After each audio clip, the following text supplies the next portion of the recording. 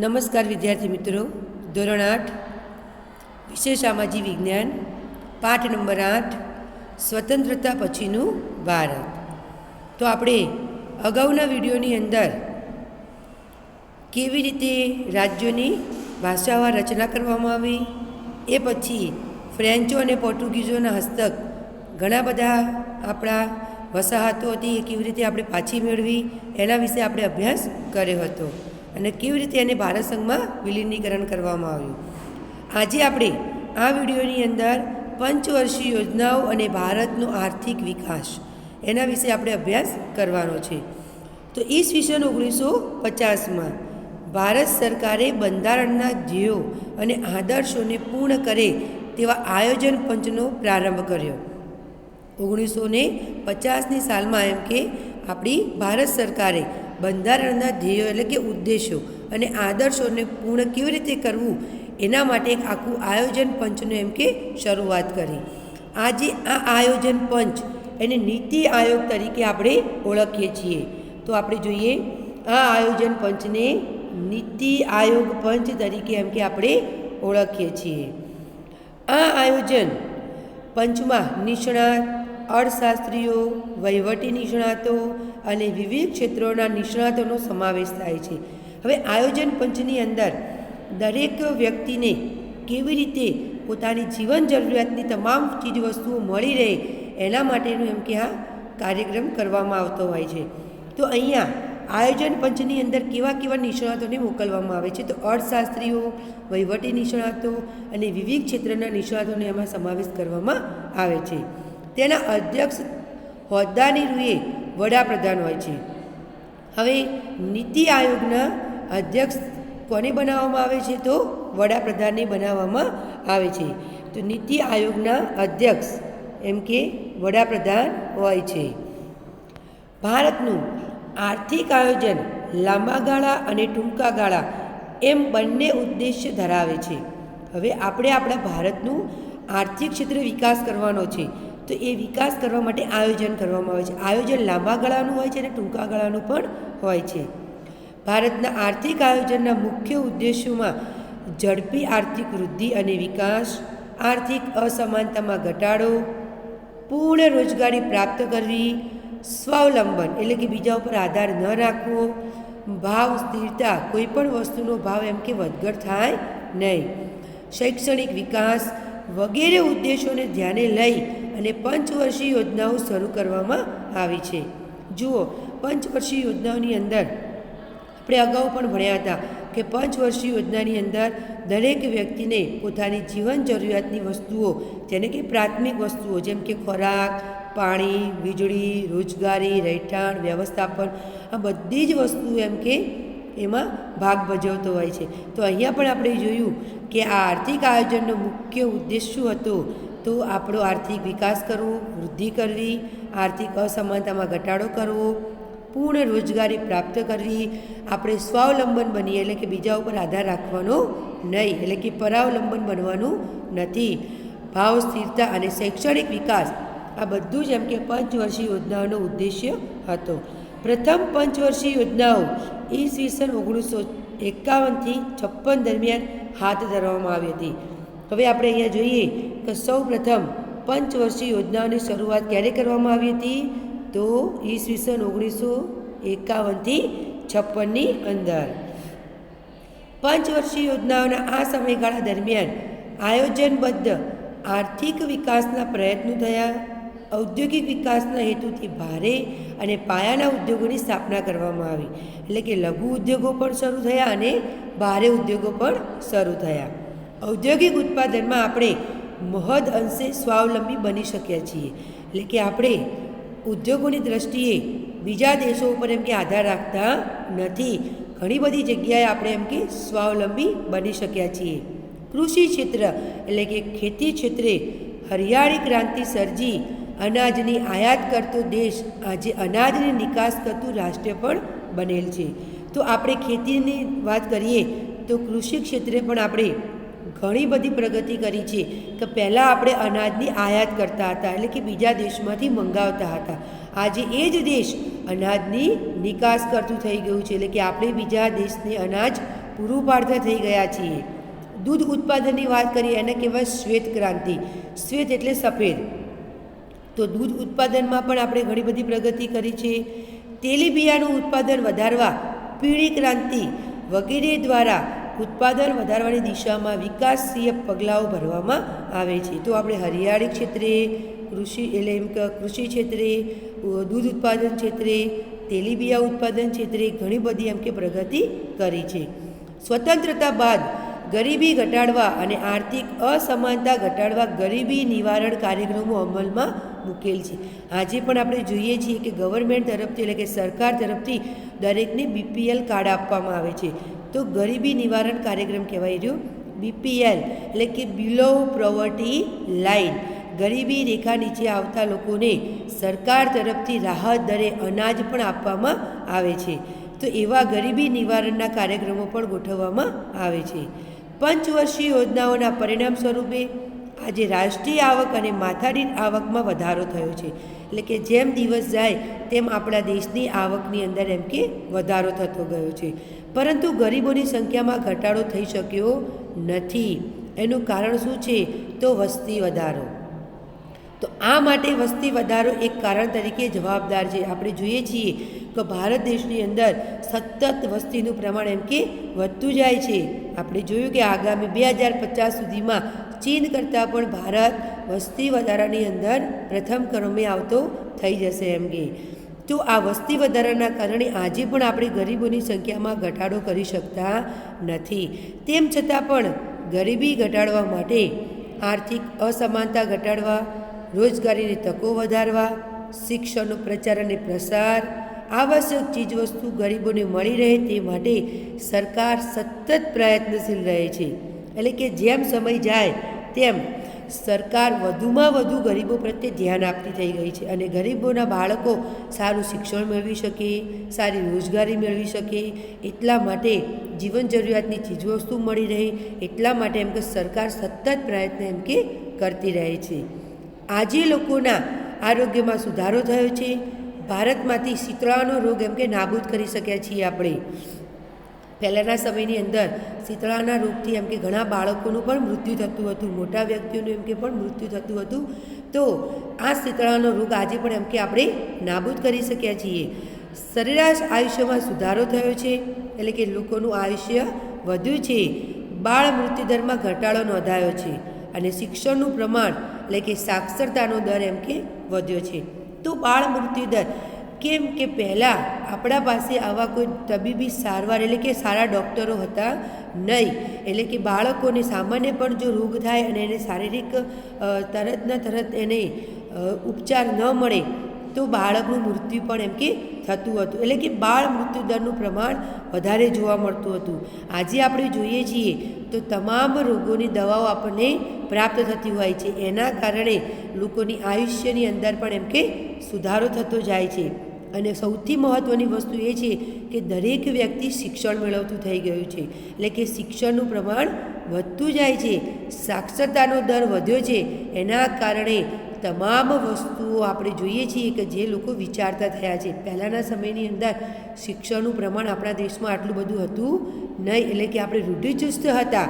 આજે દરેક ક્ષેત્રે એમ કે શિક્ષણનું પ્રમાણ વધી ગયું છે અને એના કારણે આપણા દેશનો પણ વિકાસ થાય છે અને સાથે સાથે આપણો પણ એમ કે વિકાસ થાય છે. આગળનો ટૉપિક આપણે જોઈએ વર્તમાન ભારત, આશા અને વિકાસ. તો આપણે જોઈએ આજનું ભારત, વર્તમાન એટલે કે આજનું ભારત અને આજનો ભારતનો ની આશા અને વિકાસ આપણે જોઈએ તો એ આપણને બે પ્રશ્નો પૂછવામાં આવે છે કે આઝાદીના આટલા વર્ષો બાદ આપણા દેશની વિકાસ યાત્રા કેવી રહી. તો આપણે અગાઉ પણ ભણ્યા હતા કે જ્યારે ભારત આઝાદ થયું ત્યારે ભારત સામે ઘણા બધા પડકારો હતા અને એ પડકારોને આપણે ઝીલી અને આપણે આપણા દેશની વિકાસ યાત્રા ચાલુ રાખી. કેવી વિકાસ યાત્રા રહી એ આપણે આગળ જોઈએ. બંધારણમાં નક્કી કરેલા આદર્શોને પણ આપણે કેટલા અંશે સિદ્ધ કર્યા એ પણ આપણે આ પેરેગ્રાફમાં જોઈશું. કેમ કે આપણે આપણું બંધારણ નવેસરથી ઘડ્યું હતું અને બંધારણના અધ્યક્ષ હતા ડૉક્ટર ભીમરાવ આંબેડકર. બંધારણની અંદર નક્કી કરેલા આદર્શોને આપણે કેવી રીતે સૂત્રબદ્ધ કર્યા અને એ આદર્શોને આપણે કેટલા અંશે સિદ્ધ કર્યા એ પણ આપણે અહીંયા જોઈશું. તો ભારતે આજે પણ લોકશાહી આદર્શોને જીવંત રાખેલ છે. આજે પણ આપણો દેશ કેવો છે? લોકશાહી દેશ છે. તો લોકશાહી દેશના જેટલા પણ આદર્શો છે એ આદર્શોને આપણે આજે પણ જીવંત રાખીએ છીએ, જીવતા રાખેલા છે. આ એક ગૌરવ લઈ શકાય તેવી ઉપલબ્ધિ ગણી શકાય, કારણ કે ઘણા બધા વિદેશી વિવેચકોનું માનવું હતું કે ભારત એક રાષ્ટ્ર તરીકે વધુ લાંબો સમય ટકી જ નહીં શકે, કેમ કે આપણે અંગ્રેજોની 100 વર્ષની ગુલામીમાંથી મુક્ત થયા એ વખતે આપણો દેશ એકદમ કેવો હતો? પાયમાલ હતો, કંગાળ હતો, ગરીબ હતા આપણે.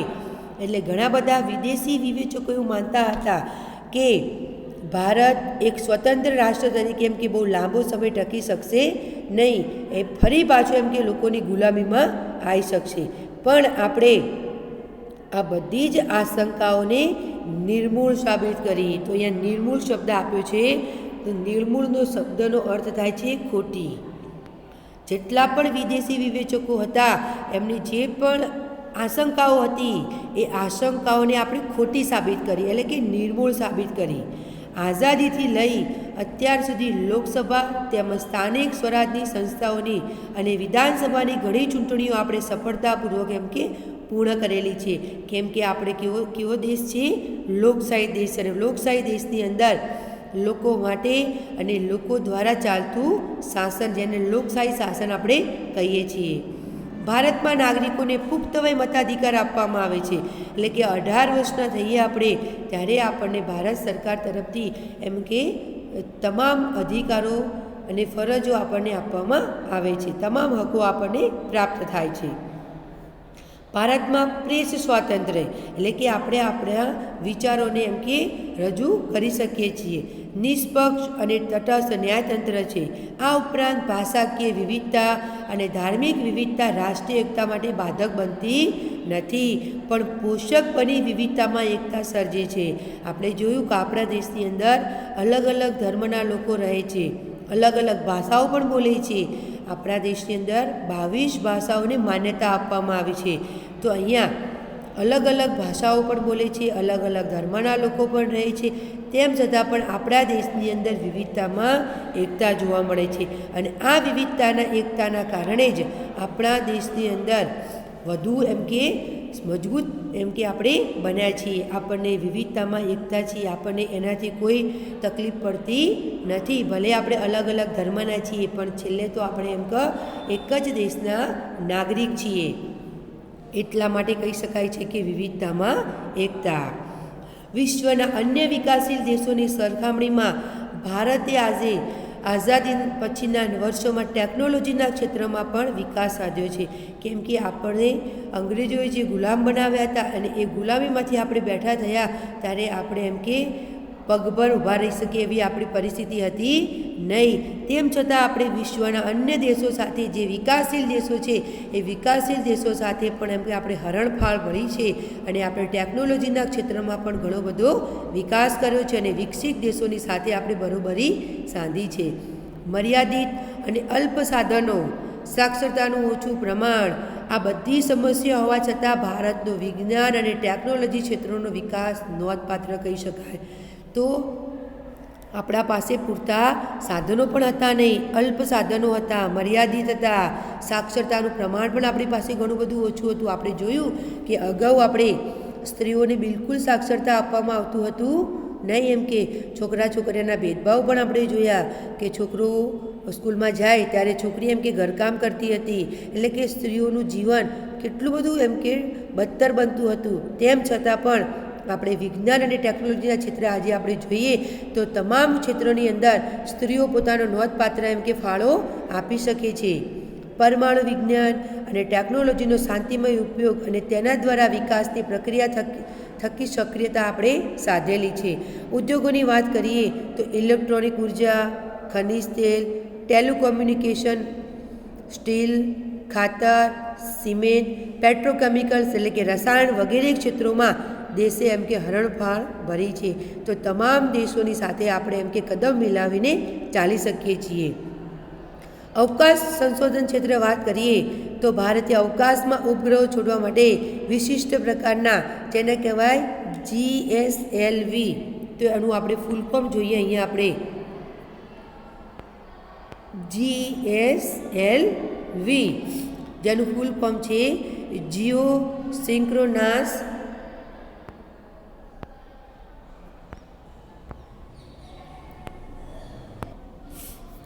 તો જેનું ફૂલ ફોર્મ હતું Jio synchronous satellite launch vehicle જેને કહીએ આપણે.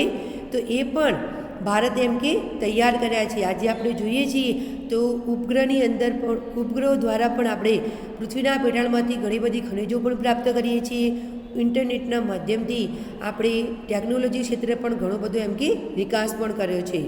આ ઉપરાંત ભારતે છોડેલા ઉપગ્રહો અને મંગળ ગ્રહ પર પહોંચવા માટેનું મંગળ અભિયાન તેમજ ઉપગ્રહ છોડવામાં સંપૂર્ણ સ્વાવલંબન આ બધી જ આગવી ભારતની વિશિષ્ટ અને નોંધપાત્ર સિદ્ધિ રહી છે.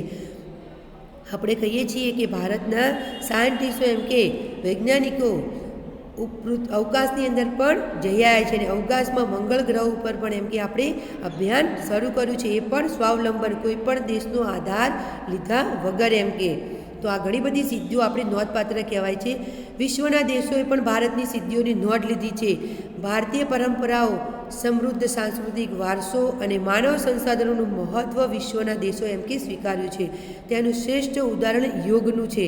યોગનું મહત્ત્વ વિશ્વના દેશોએ સ્વીકારેલ છે. આપણે જોયું કે બાબા રામદેવ દ્વારા આપણે યોગ કરીએ છીએ અને યોગના કારણે ભયાનક કેન્સર જેવા રોગો પણ એમ કે મટી જતા હોય છે. તો યોગનું વિશેષ મહત્ત્વ હતું અને યોગના કારણે એ વિશેષ મહત્ત્વના કારણે આપણે વિશ્વ યોગ દિન પણ ઉજવીએ છીએ. 21 જૂનના દિવસને વિશ્વ યોગ દિવસ તરીકે એમ કે આપણે ઉજવીએ છીએ. અહીંયા જોઈએ 21 જૂનના દિવસને વિશ્વ યોગ દિન તરીકે આપણે ઉજવીએ છીએ અને એ UN એટલે કે યુનાઇટેડ નેશન્સ સંયુક્ત રાષ્ટ્ર સંઘે એમ કે એને જાહેર કરવામાં આવેલું છે. તો વિકાસમાં ભારત ઉજ્જવળ પંથે હરણફાળ ભરી રહેલ છે. તો આજે આપણે આપણા દેશની અંદર જે યુગ કરતા હતા એ યુગને આજે આખું વિશ્વ એમ કે એને પોતાનું માની રહ્યું છે. તો યુનાઇટેડ નેશન્સ દ્વારા સંયુક્ત રાષ્ટ્ર સંઘ દ્વારા એમ કે વિશ્વ યોગ દિવસની પણ એમ કે આપણે ઉજવણી કરીએ છીએ. એટલે કે આજે આખું વિશ્વ 21 જૂનના દિવસે યોગ દિવસ તરીકે એમ કે ઉજવીએ છીએ. તો અહીંયા આ વિડીયોની અંદર આપણે જોયું કે આજનું ભારત એમ કે કેટલો વિકાસ કરી રહ્યું છે. આપણી જે આશાઓ હતી એ આશાઓ પર આપણે એમ કે ઘણી બધી સિદ્ધિઓ પણ પ્રાપ્ત કરી છે. તો અહીંયા આપણે આ પાઠ અહીંયા આપણે પૂર્ણ કરીએ છીએ. બાકીનો આપણે નેક્સ્ટ વિડીયોમાં અભ્યાસ કરીશું. Thank you.